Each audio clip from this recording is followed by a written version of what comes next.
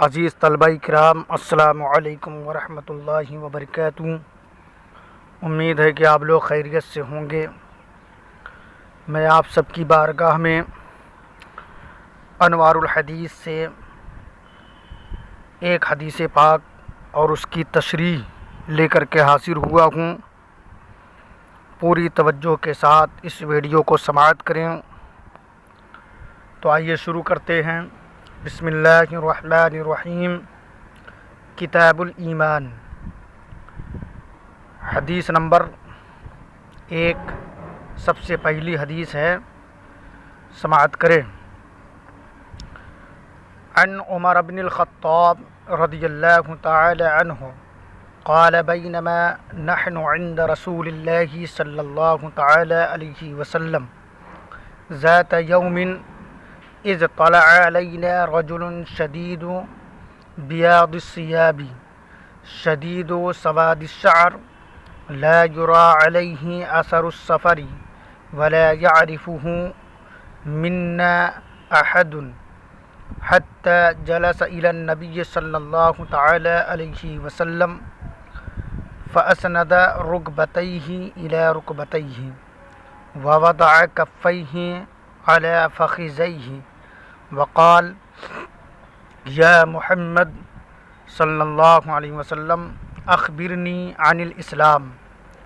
قال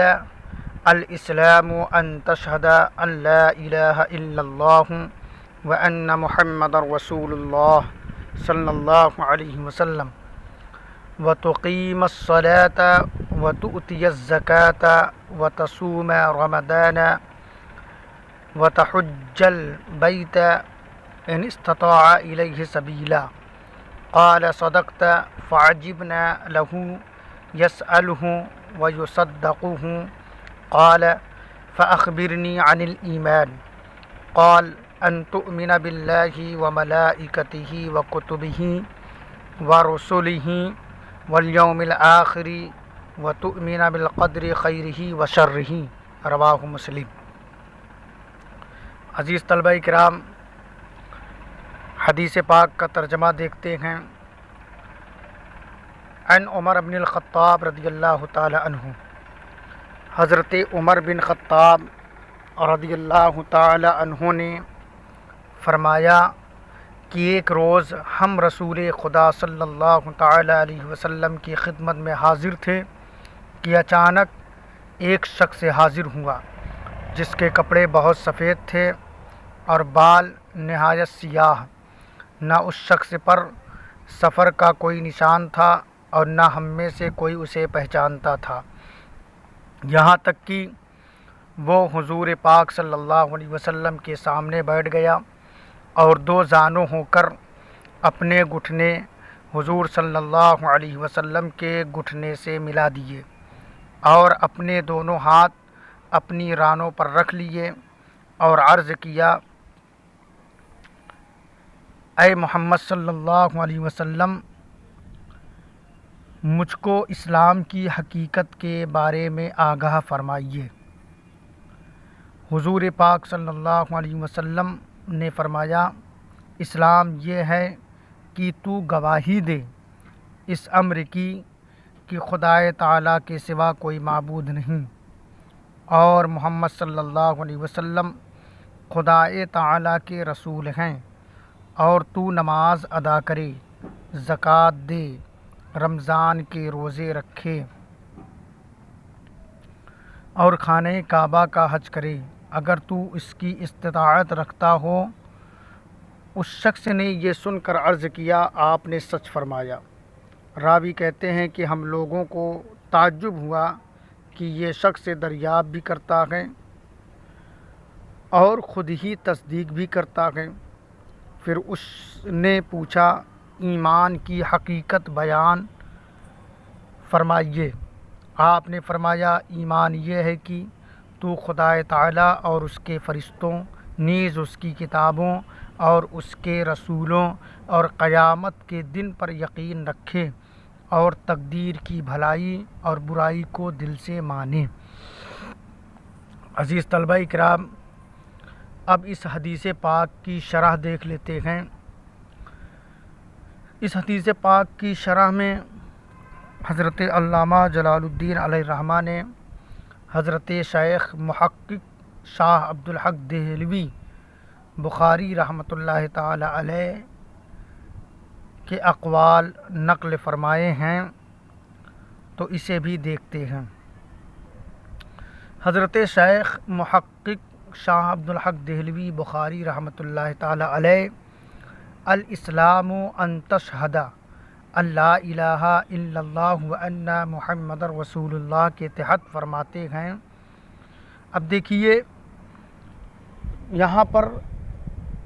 حضرت علامہ جلال الدین علیہ الرحمہ نے فارسی میں آپ کے اقوال نقل فرمائے ہیں اور اس کا ترجمہ بھی ہے،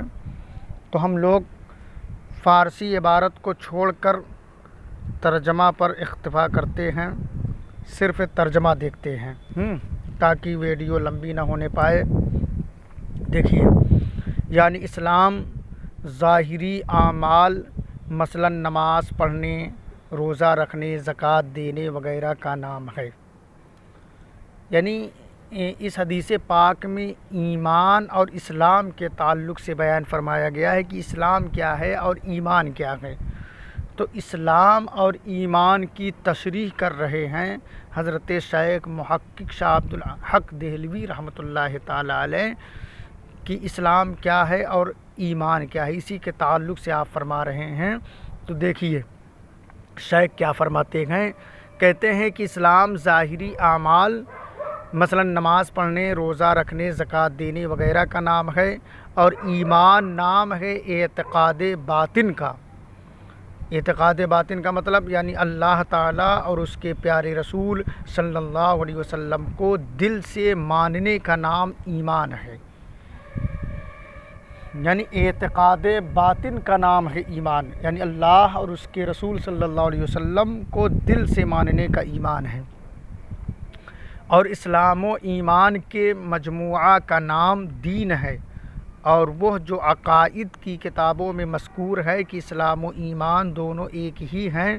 تو اس کا مطلب یہ ہے کہ ہر مومن مسلمان ہے اور ہر مسلمان مومن ہے،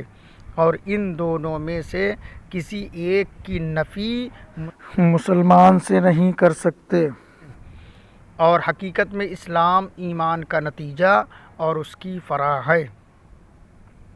یعنی کہہ رہے ہیں کہ حقیقت میں جو ہے اسلام ظاہری اعمال کا نام ہے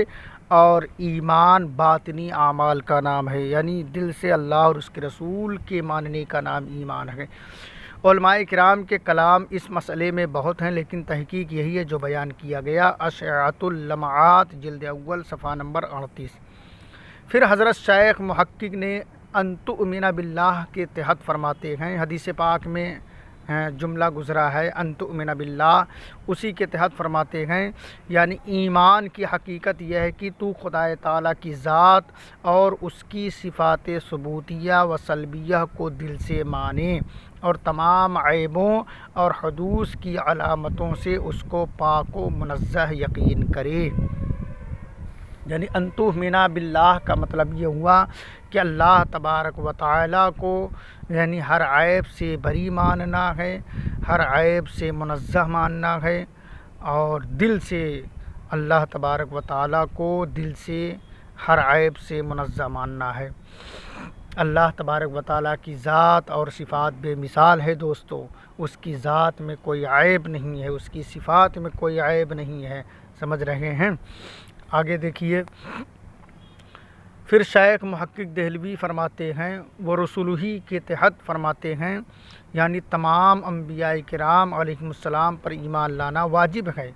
اس طرح پر کہ کسی کے درمیان اصل نبوت میں تفریق نہ کرے، اور تعظیم و توقیر کرنا نیز نقص کے عیب سے ان حضرات کی بارگاہ عزت کو پاک سمجھنا، اور قبل نبوت و بعد نبوت چھوٹے بڑے تمام گناہوں سے انہیں معصوم جاننا واجب ہے۔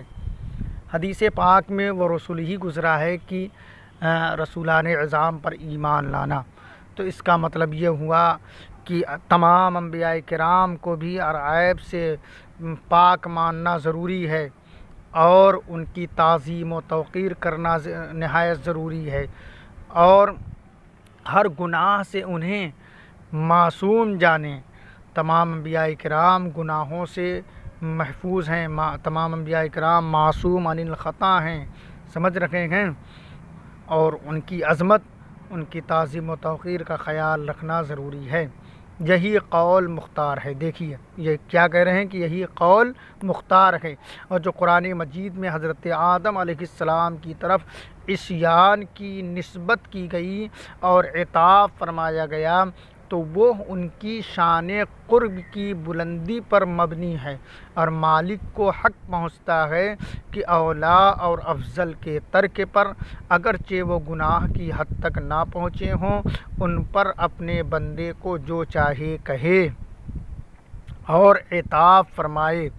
دوسرے کی مجال نہیں کہ کچھ کہہ سکے۔ اور اس مقام پر ایک معیار ادب ہے جس کی رعایت ضروری ہے، اور وہ یہ ہے کہ اگر خدا تعالیٰ کی طرف سے بعض انبیاء کرام علیہ السلام پر جو کہ بارگاہ الہی کے مقرب ہیں کوئی عتاب یا خطاب نازل ہو، یا ان حضرات کی جانب سے جو کہ خدا تعالیٰ کے مخصوص بندے ہیں کوئی تواضع، عاجزی اور انکساری کا اظہار ہو جس سے نقص کا وہم ہوتا ہو، تو وہ ہم کو جائز نہیں کہ اس میں دخل دیں اور ان کلمات عتاب یا تواضع کو ان کے حق میں بولیں۔ اور سید الانبیاء صلی اللہ علیہ وسلم کے بارے میں اجمالی اعتقاد یہ ہے کہ مرتبہ الوہیت اور خدا کی صفات کے علاوہ جو کچھ کہے حضور پاک صلی اللہ علیہ وسلم کے لیے ثابت ہے، اور حضرت صلی اللہ علیہ وسلم تمام فضائل و کمالات بشری کے جامع اور سم راسخ و کامل ہیں۔ عزیز طلبہ کرام، اس عبارت کا مطلب یہ ہوا کہ تمام انبیاء کرام کو گناہوں سے پاک جانیں، ہر نبی معصوم عن الخطا ہیں۔ اب قرآن پاک میں یا حدیث پاک میں کہیں پر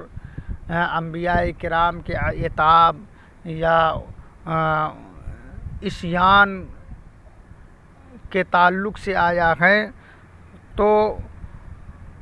اس کا مطلب یہ ہوا کہ انبیاء کرام کی ذات بابرکات سے اگر کوئی ایسی بات ثابت ہوئی، صادر ہوئی جو گناہ تو نہیں ہے، مگر اس کے باوجود اللہ تبارک و تعالیٰ نے عتاب فرمایا، تو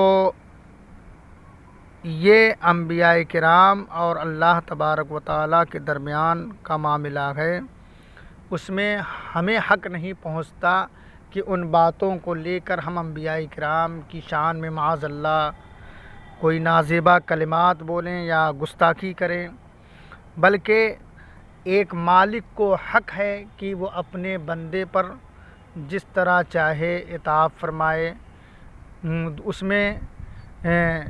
دوسرے کے لیے یہ حق نہیں پہنچتا کہ ان باتوں کو دلیل بنا کر کے کچھ زبان درازی کرے۔ ہر نبی معصوم ہیں، ان سے گناہ ہونا محال ہے۔ انبیاء کرام بہت بہت بڑے شان کے مالک ہیں۔ اللہ تعالی ہم سب کو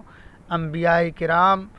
ہر نبی کی تعظیم و توقیر کرنے کی توفیق عطا فرمائے، ان کا ادب احترام کرنے کی توفیق عطا فرمائے،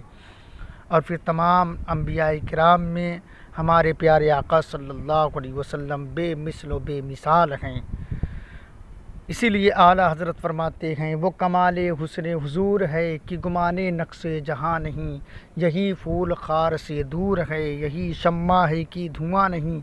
تیرا قد تو نادر دہر ہے، کوئی مثل ہو تو مثال دے، نہیں گل کے پودوں میں ڈالیاں کہ چمن میں سروے چماں نہیں۔ عزیزان گرامی، اس ویڈیو کو بار بار سنیں، لائک بھی کریں، سبسکرائب بھی کریں، اور اس ویڈیو کو آگے شیئر بھی کریں۔ ویڈیو اچھی لگے تو مجھے دعاؤں سے نوازیں۔ السلام علیکم ورحمۃ اللہ وبرکاتہ۔